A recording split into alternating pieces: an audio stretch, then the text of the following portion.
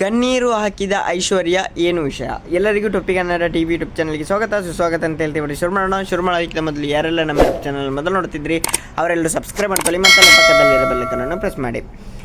Big boss ಮನೆಯಲ್ಲಿ ಐಶ್ವರ್ಯ ಅವರ ಆಟ ದಿನದಿಂದ ದಿನಕ್ಕೆ ಡಲ್ ಆಗುತ್ತಿದೆ. ಅವರಿಗೆ ಉತ್ತಮ ರೀತಿಯಲ್ಲಿ ಆಟ ಆಡಲು ಸಾಧ್ಯವಾಗುತ್ತಿಲ್ಲ.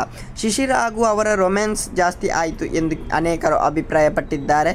ಈಗ ಐಶ್ವರ್ಯ ಅವರು ಬಿಗ್ ಬಾಸ್ ಮನೆಯಲ್ಲಿರುವಾಗಲೇ ಒಂದು ಕಹಿ ದಿನ ಬಂದಿದೆ. ಅದನ್ನು ನೆನೆದು ಕಣ್ಣೀರು ಹಾಕಿದ್ದಾರೆ. ವರ್ಷ ಕಳೆದಂತೆ ಇನ್ನಷ್ಟು ಕಷ್ಟ ಆಗುತ್ತಿದೆ ಎಂದು ಅವರು ಹೇಳಿಕೊಂಡಿದ್ದಾರೆ. ಐಶ್ವರ್ಯ ತುಂಬಾ ಕಷ್ಟದಲ್ಲಿ ಜೀವನ ನಡೆಸಿದರು. ಅವರಿಗೆ ತಂದೆ ಹಾಗೂ ತಾಯಿ ಇಬ್ಬರೂ ಇಲ್ಲ. ತಾಯಿ 2020 ನವೆಂಬರ್ನಲ್ಲಿ ನಿಧನ ಹೊಂದಿದರು. ಅವರು ತಾಯಿ ಅಗಲಿದ ದಿನ ದೊಡ್ಡಮನೆಯಲ್ಲಿದ್ದಾಗಲೇ ಬಂದಿದೆ. ಅವರು ತಾಯಿಯನ್ನು ಕಳೆದುಕೊಂಡು 4 ವರ್ಷ ಆಗಿದೆ. ಇದನ್ನು ನೆನೆದು ಅವರು ಕಣ್ಣೀರು ಹಾಕಿದ್ದಾರೆ. ಅವರಿಗೆ ಕರಾಳ ದಿನ ನೆನಪಿಸಿಕೊಂಡು ಮತ್ತಷ್ಟು ನೋವಾಗಿದೆ. ಚೈತ್ರ ಬಳಿ ಈ ವಿಚಾರವನ್ನು ಐಶ್ವರ್ಯ ಅವರು ಹೇಳಿಕೊಂಡಿದ್ದಾರೆ. ನನ್ನ ತಾಯಿಯ ತಿಥಿ ಇವತ್ತು, ಅಮ್ಮ ಹೋಗಿ 4 ವರ್ಷ ಆಗಿದೆ ಎಂದರು ಐಶ್ವರ್ಯ. ಆಗ ಚೈತ್ರ ಸಮಾಧಾನ ಮಾಡುವ ಪ್ರಯತ್ನ ಮಾಡಿದರು. ಅಳಬಾರದು, ಇದು ಜವಾಬ್ದಾರಿ ನಿಭಾಯಿಸುವ ಸಮಯ.